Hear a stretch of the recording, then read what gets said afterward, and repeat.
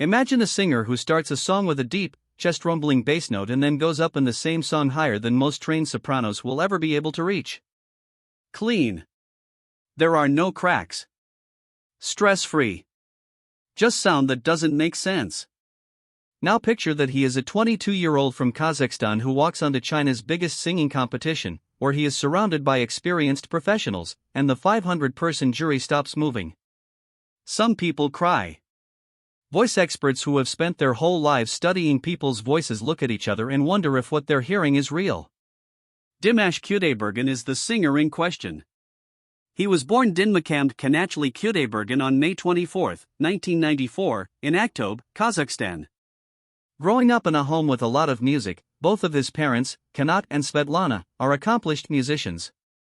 Dimash grew up with music all around him. His mother is a soprano in the Aktobe Philharmonic, but it was his grandma Mayua, who took him to music lessons every day even though her legs hurt, who first saw how talented he was. Most kids his age were still watching cartoons and eating snacks when he was 5 years old, but he was already learning to play the violin, sing, and act on stage. After that, he graduated from the Ahmed Zubanov Music College, where he specialized in the difficult traditional Italian style bel canto.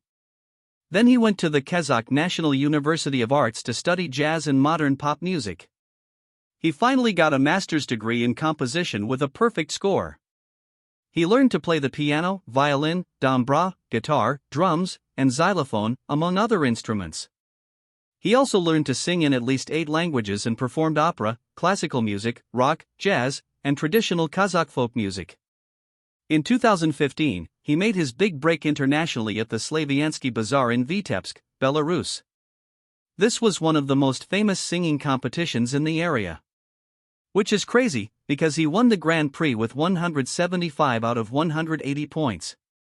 The judges said he had 3 voices in one: a strong low-register voice, a strong middle voice, and a rare altino quality, and that he used all of them professionally, not just as a trick. But it was when Chinese producer Hong Tao asked the young Kazakh singer to fight on the very popular Chinese TV show I Am a Singer in 2017 that he really became famous around the world. Unlike most talent shows, the competition had paid artists who were already well known, and many of them had been performing for decades. Dimash came in as an unknown wildcard outsider, and in the first show, he shocked everyone with a performance of Michel Berger's demanding French rock opera song SOS d'un terrien en détresse from the musical Starmania. Singing in French only. His voice went from being emotionally restrained to exploding with power and a high note that stopped everyone in the room in their tracks before they erupted in praise. He won the first show, then the second, but in the season finale, legendary Hong Kong singer Sandy Lam beat him to win second place. The response was quick and huge. In just 1 week, he gained more than 3 million fans on Sina Weibo, a Chinese social networking site. It is said that his music went platinum in China in just 37 seconds. Back in Kazakhstan, he was praised by everyone in the country, even the leaders of the country. What really sets Dimash apart, though, is how technically skilled and in control he is with his voice. The normal trained singer can reach about 2 octaves, and some very good singers can reach 3. Dimash, on the other hand, is said to have a range of about 6 octaves, going from deep bass notes around A2 or F2 to the whistle register near D8, higher than the normal ceiling for soprano singers. He moves smoothly between the bass, tenor, alto, and soprano registers without noticeable breaks, keeping tonal control and emotional expression throughout the whole range. This is different from singers who only hit the highest notes. He can sing opera, pop ballads, rock, jazz standards, and traditional Kazakh music at a world-class level. Many critics and fans compare parts of his style to legendary artists like Freddie Mercury for theatrical rock power, Luciano Pavarotti for operatic control, and Andrea Bocelli for classical music. Depth of feeling. He hit those very high notes live in front of groups of more than 150,000 people at events like the Gaku Open Air Festival in Almaty, showing that it's not a trick in the studio but a real breathing vocal phenomenon. Fans are drawn to his music for more than just its technical brilliance. His fans, who are called dears, come from more than 120 countries and include teachers, doctors, musicians, and grandparents who found his shows online and were deeply moved by them.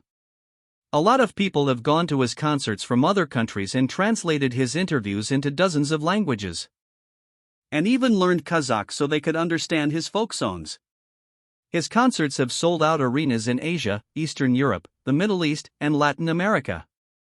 In 2019, he played to a sold-out crowd at the famous Barclays Center in New York City, which is pretty amazing given that many Americans had never heard of him before the show. Part of the reason for this paradox is that Dimash's fame grew mostly in Kazakhstan, Russia, and China, which are big cultural markets that Western media often miss, along with the fact that his music doesn't really fit into any one genre. He sings classical music, pop music, folk music, and rock music all at the same time, which makes him hard for Western marketing systems that are based on clear categories. Even though Dimash has had some chances to become famous in the West, like when he was on Mark Burnett's American competition show The World's Best, he has often put artistic integrity ahead of commercial success, even dropping out of competitions so as not to compromise his artistic direction. He is known for more than just his music. He is also a cultural ambassador who promotes the Kazakh language and customs through his international performances and work with global groups. He has spoken at UNESCO events and been a goodwill ambassador for the International Organization for Migration, where he raised awareness of humanitarian problems and represented his country on the world stage. His first record, ID, released in 2019 and went silver in several markets. He has also worked with famous composer Igor Krutoy on orchestral projects that combine classical arrangements with modern performance. Even though reaction videos from vocal coaches, opera singers, and musicians are still going viral on the internet, Dimash himself is still more interested in the emotional heart of music than in just vocal gymnastics. Many people are watching his performances for the first time and are shocked by how he sounds. He says that range isn't the most important thing, the real point of skill is to show how you feel. In a music business that is often run by computers, Dimash Kudaibergen is not like other artists who use marketing strategies and viral trends.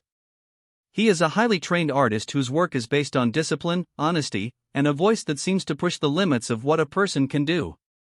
His last name, Kudaibergen, means something like God's gift in Kazakh, and many people who have heard him sing songs like SOS d'un Terrien en détresse think that may be a pretty good way to describe him. There are voices that only come along once every generation that remind people of the raw emotional power that music can have when it crosses language, region, and expectations. Dimash Kudaibergen may be one of those voices.